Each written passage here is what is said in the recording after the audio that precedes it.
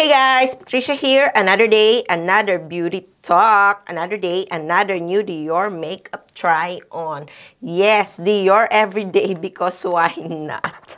Dior has been releasing flood of beautiful makeup products lately. Kaya yeah, nagpapabudol ako. Nakakadami na ng budol sa akin si Dior. So yeah, today I am trying the new Dior Forever Glow Star Filter. And Dior Forever Natural Bronze Glow.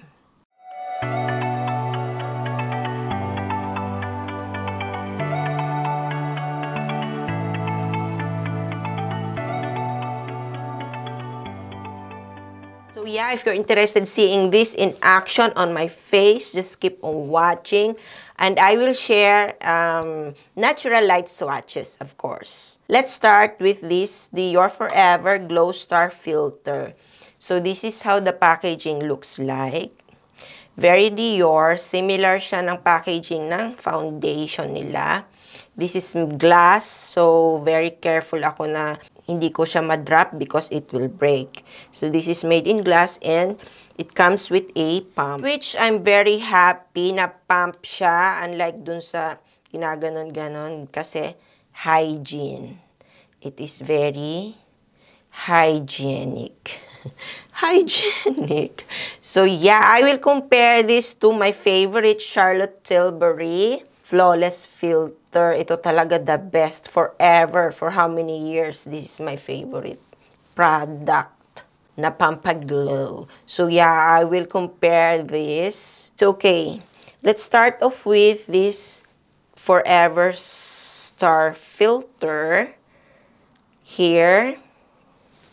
So this is the consistency. Hindi siya liquidy, hindi siya runny. And this one is the Charlotte Tilbury. Tatry natin kung gaano sila ka close or no ang pagkakaiba nila. Hindi kasi to pump, kaya dinadamihan ko para even yung ating comparison. So, okay. Dior one, Charlotte Tilbury. So, okay, let's blend this Dior. Parang thick siya. Parang almost foundation-like na siya. And ito naman yung Charlotte Tilbury Hollywood Flawless Filter. By the way, guys, for reference, this Hollywood Flawless Filter that I am comparing is also in shade 2. Half of my face, I will use Dior and half is the Charlotte Tilbury. So, okay. Ayokong maglagay ng ganito sa all over face kasi this is glowy, diba? Pero sabi can be used alone. Pwede rin siguro siyang ilagay all over. So, dito ko lang lalagyan and dito. Okay, so I will be needing more product.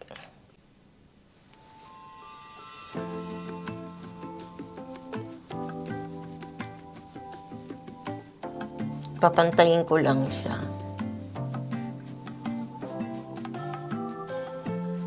Hindi naman siya pala masyadong glowy. So yeah, I can wear this all over face, wear alone. Tapos siguro magpa-powder lang ako. But in this video, syempre, we have to compare it with Charlotte Tilbury.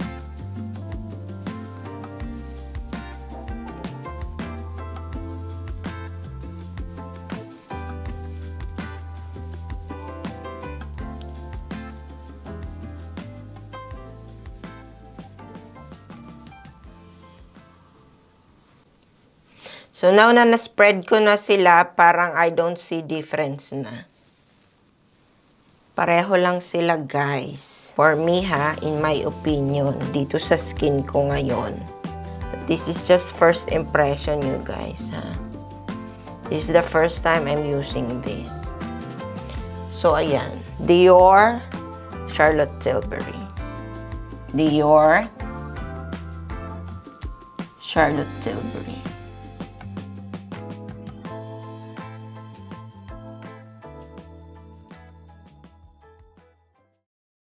And guys, bumili din pala ako ng bagong Dior foundation kasi I have this dati yung hindi pa nila nare-reformulate.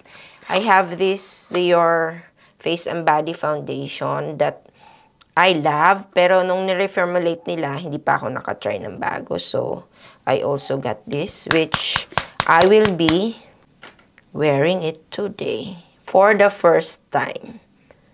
So, this is shade 2N.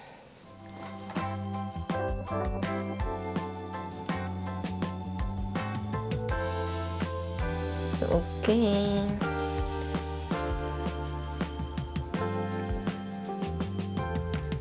Spread ko lang yung aking foundation, guys. So, we can start trying the bronzer. Mabilis ang foundation lang, guys. Ayan na, foundation done. Now, let's try, di ba sabi, you can wear this under or on top of your foundation or you can mix it with your foundation. So, I will try it on top. Titingnan natin dito kung ma-highlight ba siya. Pampag-glow-glow daw.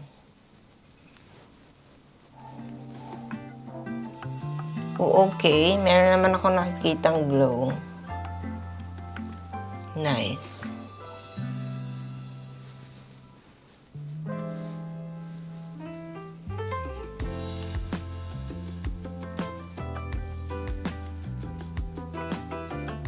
Guys, pasensya na kayo ha. Hindi ako talaga magaling mag-makeup tapos nagsasalita. Oh my God. Silent vlog na lang. Charot. So, ayan. Okay naman siya.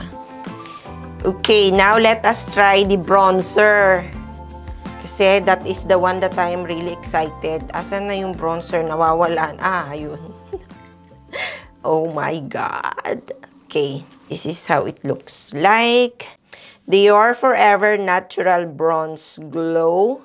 Healthy Sun-Kissed Skin Glow Bronzer. Perfection Long Wear Comfort. Contains 8 grams. 12 months shelf life. Made in France. And yeah, limited edition. So, I will swirl na lang siguro my brush all over. Kasi parang mahirap naman nating maswatch yung pink. Pero parang gusto ko iswatch yung pink lang. So, ayan yung swatches ng all three. Deeper yung nasa gitna, guys. So, let us swatch all over pag ganon na sila. Yung all together, all shades. Ay, nasira na si... nadumihan na. Nalungkot. So, dito is, ayan. Ayan na yung all shades mix together.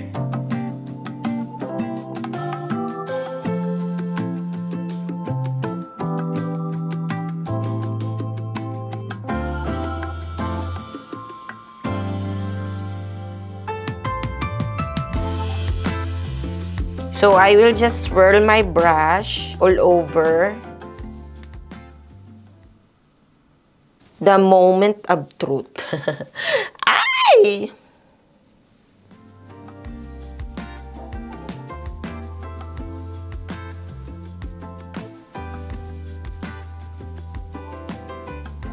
Naaamoy ko talaga ang scent niya. So, ayan siya, guys. Okay, let's add some more.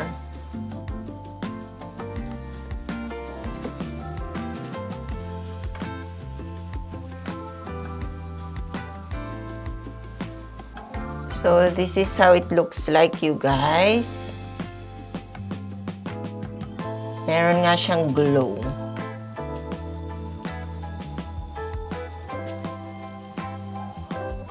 Maganda siya, bet ko. Gusto ko siya yung light lang dito sa forehead, guys. Nabibet-bet ko siya yung kanyang how it looks. Ewan ko ba dito sa Japan, hindi uso ang bronzer. Ayaw yata nila ng medyo bronze. Gusto na yata nila yung talagang maputi sila, no? So anyway, this is the bronzer, guys.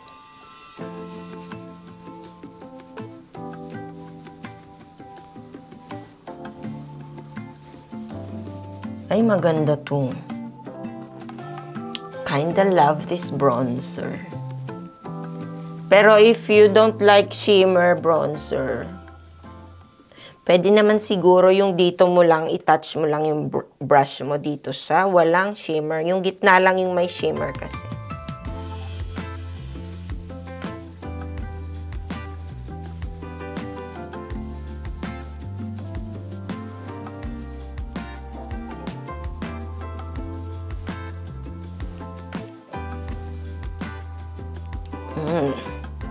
Nagkakulay na yung aking mata.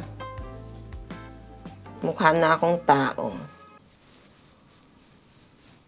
So, this is how the bronzer and the star filter on my face, guys. I'm loving both products, guys. If you enjoy the Charlotte Tilbury Hollywood Flawless Filter, you will love this too, in my opinion. Kasi, first application ko, what I felt was parang talagang similar sila. And this bronzer is love. Siguro, you have to think lang of what brush to use kasi may kick-off siya. Hindi siya hard press. So, yeah, you have to be light-handed na rin para hindi naman ma-shock yung iyong application. Nilagyan ko rin sa mata ko and I love it. So yeah, I hope you enjoyed this video, guys, and subscribe if you haven't yet. See you in my next video. Stay beautiful, stay kind. Bye! Kung gusto mong gumanda, mag-makeup ka. Yeah! Bye!